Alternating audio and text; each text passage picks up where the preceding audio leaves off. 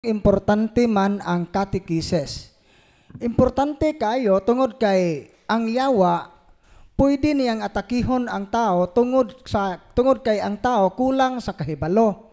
For example, nganong naamay mga mayawaan sakop sa pamilya, for example mga bata, kana tungod kay ang mga namuyo sa balay layo sa Ginoo, way mga kasal, nang giipon-ipon ra na siya nga nang gisibil ra, nang gilamoy og pills, usa pa na sa laktod nga pagkasulti immoral ang kinabuhi, dili priority ang Ginoo. Nganong wa man ma-priority ang Ginoo? Lack of knowledge.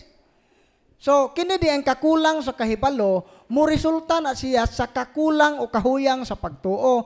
Mao na nga kinahanglang makarealize ang tagsa nga kining atong kaignorante sa pagtuo mo ni pultahan siyawa. So mo nang naay katekises. So nganong dili man paigo ang mga nabasa ninyo sa nakita ninyo sa YouTube, sa Facebook tungod kay dili man intaw na kompleto. Nga dili na gituyo na namo nga dili complete ang kuan ana kay para dili na ninyo himuong rason nga dili na mo mutambong o dili na mo kanang mo appeal sa proseso dire kay nahuman na may diha sa Facebook o sa YouTube. Kay kung para ninyo, enough na ang nasa YouTube o sa Facebook, nganong ning anhi pa man mo. Paigo naman kahana. So, buot ipasabot, ning anhi mo, kay daghan pamugwa mahibaw mauna nga angay mong ikatikais. Mauna itubag. Okay, dugang pangutana, Brad. Brad, kanang mga buutan man pod ang mga albularyo. Sila jud ang kasagaran duulan sa mga tao. Nasayod ba sila, Brad, nga dili iya sa Ginoo ang ilang binuhatan? Okay, so ang mao ni kasagarang irason aning mga Katoliko nga mao ha. Kinsa man tong mga Katoliko nga mohimo ana nga mga argumento katong mga Katolikong way hanaw. Katong way alamag sa pagtuo, i-justify nila ang kabuutan. Pero hinumduman nato nga ang dili maoy kanang isentro nato ang ilang pagkabuutan kundi ang source sa gahom nga ilang gigamit. Nganaw kitang mga Katoliko wala ta mo question kung naay albularyong buutan. Dili man na maoy isyo buutan ba sila o uwagan.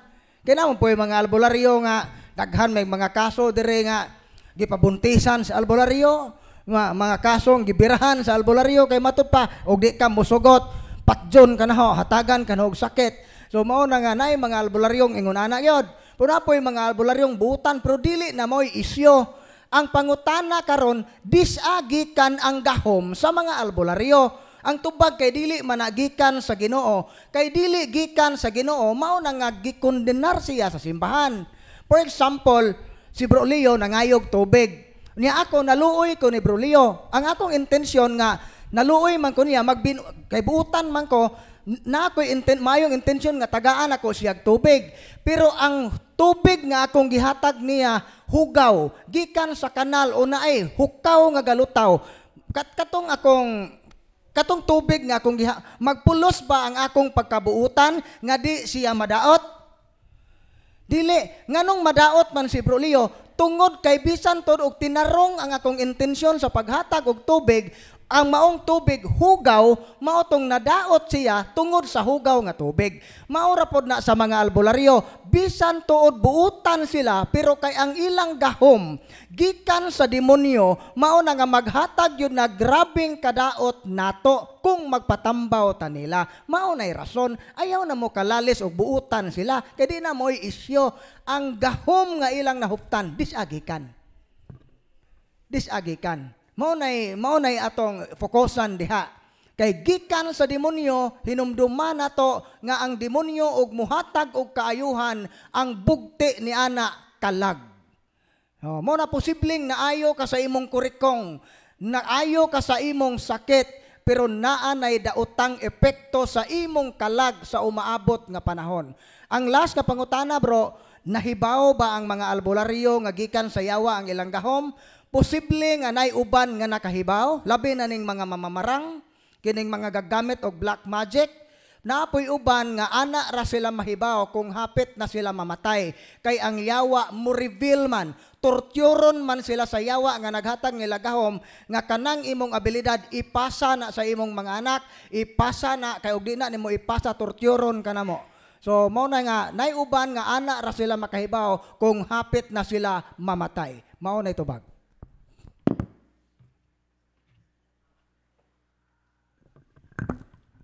Dugang pangutana, God bless mga bro. Pwede ba tibuan o dungagan ang holy water, holy oil o ang holy salt nga nagamit na? Ang tubag dili pwede. Nganong dili man pwede, hinumduman na to kanang pag-blessing sa water. Kanang extraordinary blessing nga gigamit, kanang extraordinary prayer, kanang formula sa prayer nga gigamit, kabantay mo og bantayan ninyo uniyang palis, da kanang unahon pag-bless ang asin. O mabantayan ninyo, ang himuon sa pare, iyang i-exercise una ang asin, usa i-bless. I-exercise una ang tubig, usa i-bless. Ito pa, limpyuhan yung taman-taman, i-exercise, may kay ug naiyawa nga, kung kining asina, contaminated niya sa evil spirit, tungod kay posible ang gagamaan ni, mao'y nakakos sa contamination, mao na nga i-expel siya, unya usa siya bisingan. So nagsymbolize siya nga kinahanglang pure ang atong ang gamiton gyud para sa Ginoo. Nya karon kung imo nang tibugan, wa gi-exercise ng asin nga gitibog. So mawa ang kanang katuyuan sa iyang pagkasagrado. Hinumduman nato kanang word nga sacred or holy day ang iyang pasabot set apart, gilain, dili siya parihag kalidad sa ordinaryong asin, dili siya parihag kalidad sa ordinaryong tubig, mao nga di siya angay tibugan ug wa mabless. Kung imo magani ng dugangan, katong bless pod. Ibutanta, duha ka container sa holy water, nakuhaan ang usa, puro siya holy water. Aron mausa nga usa ka container imong tapuon, pwede, kay pareha man silang bless. Pero kung ordinary ra nga tubig ang usa, dili pwede. Kay ang meaning lagi sa holy, set apart, gilain. Kining holy water, dili parihag kalidad sa tubig nga ordinaryo. Mao nay rason nganong di pwede tibugan. Mao titubag. Okay, dugang pangutana bro, sala ba ang pagpanabako o magsigarilyo? So ato ning klarohon ha diha sa 1 Corinto kapitulo 6. Mayo tong atong gamitan og Biblia kay aron di mo masuko na ho kay bisig mingo nga naa po ng judgmental. O ato ha. Sa 1 Corinto 6:19 ngadto sa 20. Wala ba kamo masayod nga ang inyong lawas mao ang templo sa Espiritu Santo nga nagpuyo diha kaninyo ug nga gihatag sa Dios nganha kaninyo? Dili kamo ang tag-iya sa inyong kaugalingon kung dili ang Dios. So kanus-a man ta nahimong templo sa Espiritu Santo. Sa dihang kita nakadawat sa grasya, sa dihang gibunyagan ta. Sa pagbunyag nato nahimo tang templo sa Espiritu Santo. Sumpay, gipalit na kamo sa Dios. Busa, gamita ang inyong lawas alang sa himaya sa Dios. Karon, mga kusog manigarilyo o kusog mutagay dinhe. Sa imong pag-inom, sa imong pagsigarilyo, napasidunggan ba ang Dios? Naabay mga palahubog nga nakapasidungog sa Dios? Dili. Ikaduha, kanang sigarilyo, makadaot na sa lawas? Dili. Kay makadaot, makaguba sa templo, nga mao ang atong lawas, templo sa Espiritu Santo. 1 Corinto 3:16-17, laglagon sa Dios ang muguba sa iyang templo nga mao ang atong lawas. Mao na nga kana nga bersikulo pamalandungin ninyo kung maayo ba ang pagpanigarilyo o dili. Mao kay makaguba sa lawas unsay giingon sa Biblia, laglagon sa Dios ang muguba sa iyang templo nga mao ang atong lawas. Laktod nga pagkasulti ang mag-abusar sa lawas silutan sa Dios. Mao to'y tubag. Okay, dagan salamat Brad. Kining sunod nga pangutana Brad, murag makatandog ni sa kasing-kasing. Matod pa niya, ang akong anak Brad 9 years old, autistic, dili makasulti or istorya. Gusto na mong mag-asawa nga maka-receive siya og sacrament of confirmation o confession aron makakalawat intaw ng bata unsa may among buhaton isip ginikanan. Pila edad bro? Pila edad? 9 years old. 9? 9. Okay. So kanang sa autism, delayed ang iyang development. Bisan pa og 9 years old na siya, pero posible nga ang iyang panghuna-huna is 1 year old, 2 years old, delayed siya.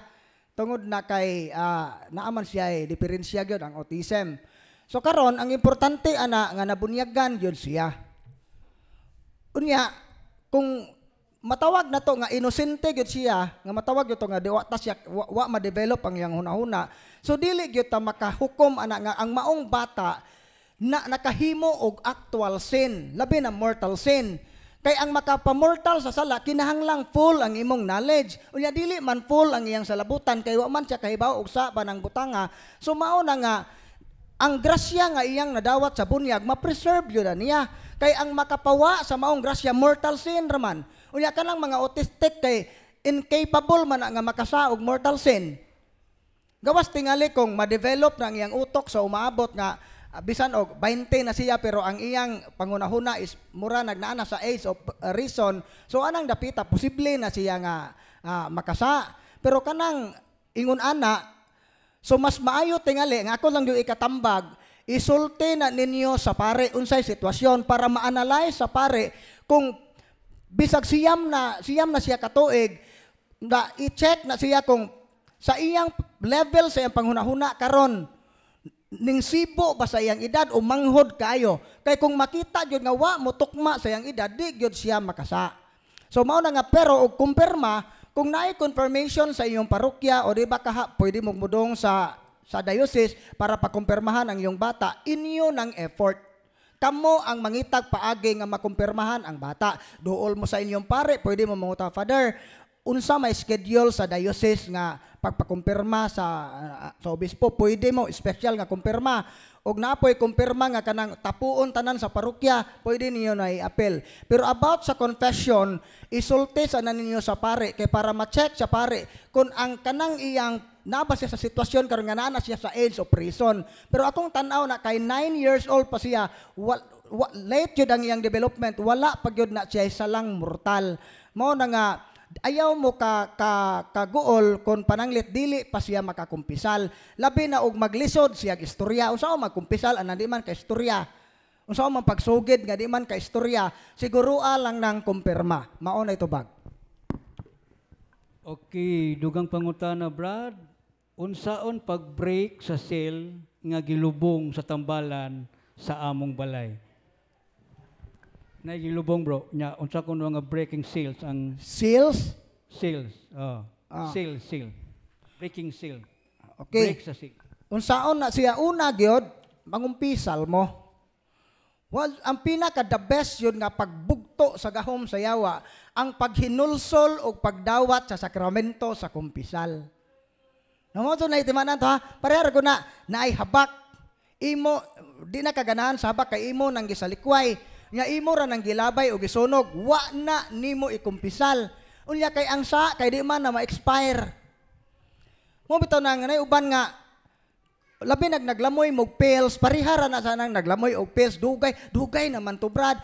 Kinsa may gaingon nimo ma-expire ng imong sa.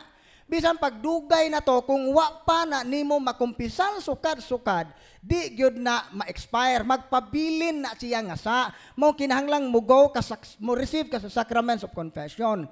Kanang na mga naghimo mong mga padugo o ning tugot mo nga ang albularyo, kamoy ning kuhag albularyo nga lubngan ang mga haligi, pangumpisal mo. Labi na tong gapasiugda ana. Kung ikaw amahan, ikaw inahan, maoy gapasiugda na, mangumpisal gyo ka. Pero kanang pagkumpisal nga gatangag og tinud-anay nga paghinulsol. Kung tinuod ka nga naghinulsol na ka anang butanga, bisag unsay mahitabo, di na gyud ka moduol og albularyo. Na may uban nga makumpisal lamang ko karon for compliance. Unya kay tiktig man gyapon og liog wa man mauli ning balik og albularyo may paywa na lamang kamo kumpisal kay nakahimo man ka nagbad confession. Sacrilegious ang maong pagkumpisal kay wa magtangag og paghinulsol. Mao na nga usa ka na kapag pasipala sa grasya sa Ginoo. So karon human ta makakumpisal kung maglisod na mo paglocate o lukaton ninyo ang mong lugar, lisod na siya paglukat kay nakatuwa na mo kay bugsaon nga na tiles na pod, enough na nga pagkumpisal ninyo mohimo mo sa verbal renouncement, i-renounce na prayer pronouncement sa mao nga butang, then human anak kay nakakumpisal naman mo unya naa basin na I hope na discuss ni Bro Leo ang unsay rason, unsay paagi nga papalayas ang yawa by God's power and by God's authority. So basta inyong property naamoy natural authority sa kondisyon nga nakaambit mo sa gahom sa Dios pinaagi sa grasya, sanctifying grace.